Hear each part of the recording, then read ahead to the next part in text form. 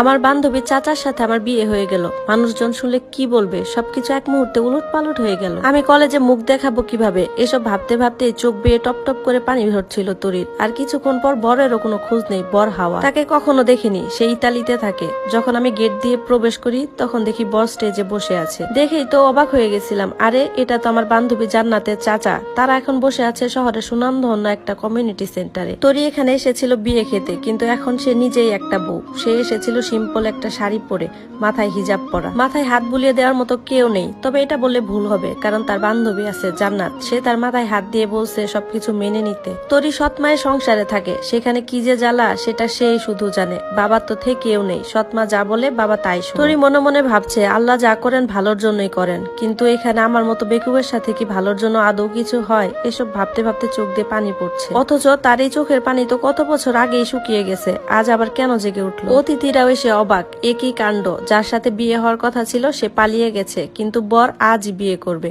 তার জেদের কাছে হার মেনে সবাই তরিকে রাজি করালো। সৎমা তো বরাবরই লোভী, মেয়েকে বড়লোক বাড়িতে বিয়ে দিবে তার অনেক লাভ। কেমন করে যে তরিকে রাজি করালো কেউ বুঝলো না। এই তরি, তরি ওঠ, ডাকলো জান্নাত। আমাদেরকে এখন যেতে হবে, আমাদের যাওয়ার জন্য আধা ঘন্টা সময় লাগবে। দাদিমা তো অনেক ঝামেলা করবে, চল তাড়াতাড়ি। তরি বলল, জানিস জান্নাত, আমি খুব অভাগী, সব জায়গায় ঝামেলা। ঠোঁটে তার তাচ্ছিল্যের হাসি। তখন জান্নাত বলল, শোন তরি, জীবনে উঠানামা থাকবেই, আর আমার চাচু খুব ভালো মানুষ, তুই অনেক সুখে থাকবি। আমার দাদিমা একটু ঝামেলা করবে, তার কারণ পরে তোকে আমি বলবো। জান্নাত তরিকে হাত ধরে তার বাবা মায়ের কাছে নিয়ে গেল, কিন্তু কি আফসোস, তার বাবা মায়ের চোখ থেকে এক ফোঁটা পানিও ঝরলো না। তরির বাবার সাথে তরির যখন চোখাচোখি হলো তখন তার বাবা উঠে এসে বলল, কিছু লাগবে? তরি বলল, এ কেমন কথা, আমার তো মন থেকেই বলতে ইচ্ছা করছে বাবা, আমি তোমাকে খুব ভালোবাসি। পেছন থেকে সৎমা এসে বলতেছে, কিরে তোরা এখনো যাসনি, তাড়াতাড়ি যা, সবাই তো তোদের জন্য বসে আছে।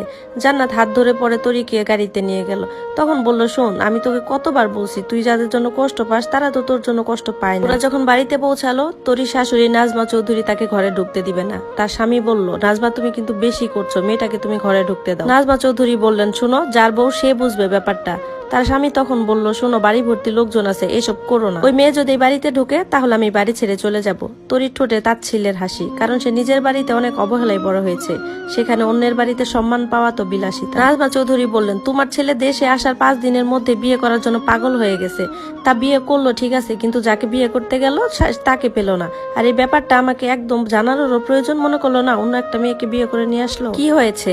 এই কথা বলে সেখানে উপস্থিত হলেন জয়। জয় দেখতে সুদর্শন, সুশৃঙ্খল আর মার্জিত পুরুষের প্রতিচ্ছবি। জয়কে দেখে জয় চাচা বলল, আরে বাবা তুই এসেছিস, দেখ তোর মা তোর বউকে ঘরের ভিতর ঢুকতে দিচ্ছে না, আর তুই কেন ওই 72 ঘন্টার মধ্যে বিয়ে করলি, এটার কৈফিয়ত চাইছে। সেই কৈফিয়ত আমি মাকে পরে দিব। জান্নাত, তুমি তরিকে নিয়ে উপরে যাও।